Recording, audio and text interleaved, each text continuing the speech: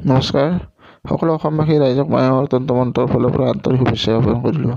আজি আপোনালোকক দিবলৈ গৈ আছোঁ হোলীৰ তন্ত্ৰ বা টোটকা। হোলীৰ দুটামান প্ৰয়োগৰ কথা ক'বলৈ গৈ আছোঁ আৰু ভিডিঅ'টো শেষলৈকে চাব। আৰু মোৰ চেনেলটো নতুনকৈ যদি আহিছে আপোনালোকে চেনেলটো ছাবস্ক্ৰাইব কৰিব, লগতে থকা ঘণ্টি বটনটো দবাই দিব যাতে মোৰ এনেকুৱা ধৰণৰ ভিডিঅ' আপোনালোকে সোনকালে পায়। আৰু যদি ভিডিঅ'টো ভাল লাগে তেতিয়াহ'লে ভিডিঅ'টো শ্বেয়াৰ কৰিব। কোনোবা নহয় কোনোবা মানুহেতো মোৰ ভিডিঅ'টো চাই উপকৃত হ'ব। তাৰ বাবে এই ভিডিঅ'টো বনোৱাৰ উদ্দেশ্য সেইটোৱে, আৰু মোৰ চেনেল খোলাৰ সেইটো উদ্দেশ্য যাতে জনসাধাৰণৰ সেৱা হয়। যিহেতু অনাগত 8 তাৰিখে হোলী আহি আছে, সকলো ধৰণৰ সমস্যাৰ পৰা যাতে মুক্তি পায় সেই উদ্দেশ্য লৈ আজি এই ভিডিঅ'। এতিয়া মনোযোগ দি শুনিব, ভিডিঅ'টো ক'বলৈ গৈ আছোঁ। যদি কোনো ব্যক্তি বেমাৰত ভুগি আছে বহুদিনৰ পৰা, সেই ব্যক্তিজনে দাৱাই খাইছে, বড়ি খাইছে বা চেকআপ কৰিছে, একো বেমাৰ ধৰাত পৰা নাই, কিন্তু আৰোগ্যও হোৱা নাই, বেমাৰত ভুগি আছে, তেনেকুৱা ব্যক্তিৰ কাৰণে এটা প্ৰয়োগ ক'বলৈ গৈ আছোঁ। হোলীৰ দহনৰ দিনা এই প্ৰয়োগটো কৰিব লাগিব। প্ৰয়োগটো কৰিবলৈ আপোনালোকক লোকেল ঘি, পাণ তামোল এযোৰ, বাতাচা এটা, 2টা লং, এই গোটেইখিনি সামগ্ৰী হোলীৰ দহনত ভগৱানৰ নাম লৈ অৰ্পণ কৰিব লাগিব। মানে দহনৰ জুইত আপোনালোকে এই গোটেইখিনি সামগ্ৰী জুইত দিব লাগিব আৰু মনতে ভগৱানৰ নাম লৈ ক'ব যে যিজন ব্যক্তিৰ কাৰণে মই এই প্ৰয়োগটো কৰিব গৈ আছোঁ যাতে সেই ব্যক্তিজন আৰোগ্য হয়। এনেকৈ কৰি নেক্সট আপোনালোকে সেইদিনা দি কিনে গুচি আহিলে, তাৰ নেক্সটৰ দিনা আপোনালোকে ৰাতিপুৱা গা পা ধুই তাৰে যিটো ছাই থাকে সেইখিনি ছাই উঠাই কিনে লৈ আহিব লাগিব। গোটেইখিনি আনিব লাগে, আপোনালোকৰ যিখিনি প্ৰয়োজন সেইখিনি লৈ আহিলে হ'ল। সেই ছাইখিনি ঘৰত লৈ আহিব। সেই ছাইখিনি লৈ আহি বেমাৰী ব্যক্তিজনৰ হাতে মুখে গায়ে সকলো নহয় লগাই দিব। লগাই দিয়াৰ পিছত গৰম পানী দি তেখেতক গাটো ধুৱাই দিব। ভগৱানৰ কৃপাত বা আল্লাহৰ কৃপাত নিশ্চয় তেখেতে অতি সোনকালে বেমাৰৰ পৰা আৰোগ্য হ'ব বা সুস্থ হৈ উঠিব। আৰু কোনোবাই যদি এই দহনৰ দিনা সেই ছাইৰে কোনো তান্ত্ৰিক ক্ৰিয়া কৰে বা তান্ত্ৰিক প্ৰয়োগ কৰাৰ কাৰণে মাৰণ, মোহন, বশীকৰণ, উচ্চাটন, যিকোনো প্ৰয়োগ সেই দহনৰ ছাই লৈ আনি প্ৰয়োগ কৰিলে যিকোনো কামৰ সফলতা লাভ কৰিব পাৰিব। এইটো প্ৰমাণিত টোটকা হয়।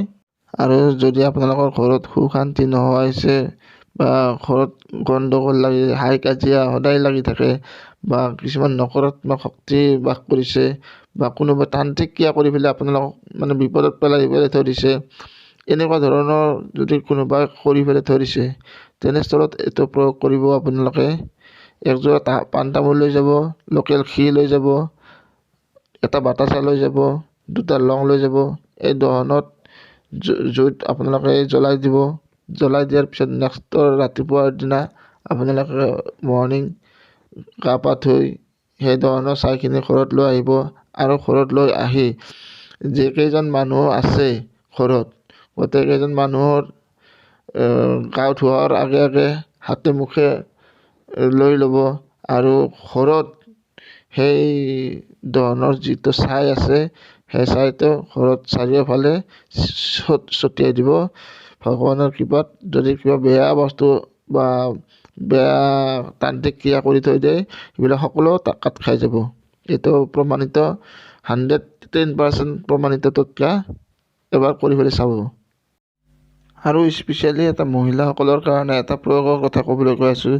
যদি আপোনালোকৰ স্বামী বা আপোনালোকৰ হাজবেণ্ডজন পৰনাৰীৰ লগত সম্পৰ্ক আছে বা পৰনাৰীৰ লগত সম্পৰ্ক থকাৰ কাৰণে ঘৰত হাই কাজিয়া চলি থাকে বা সুখ শান্তি নোহোৱা হৈছে, তাৰ কাৰণে সেই পৰনাৰীৰ পৰা যাতে আঁতৰাই আনিব পাৰে বা তেখেতৰ ঘৰৰ লগত যাতে হাই কাজিয়া নালাগে, তাৰ কাৰণে এটা প্ৰয়োগ কৰিব। আগত কোৱাৰ দৰে গোটেইখিনি বস্তুটো লাগিবই।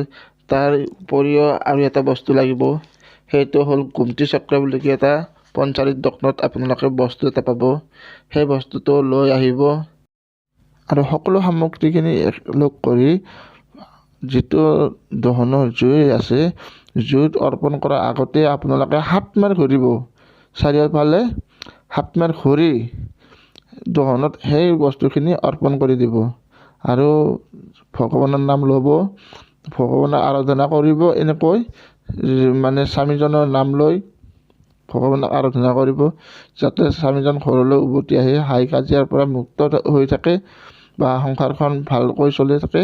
এনেকুৱাকৈ যদি আপোনালোকে কৰে তেতিয়াহ'লে নিশ্চয় সুফল পাব।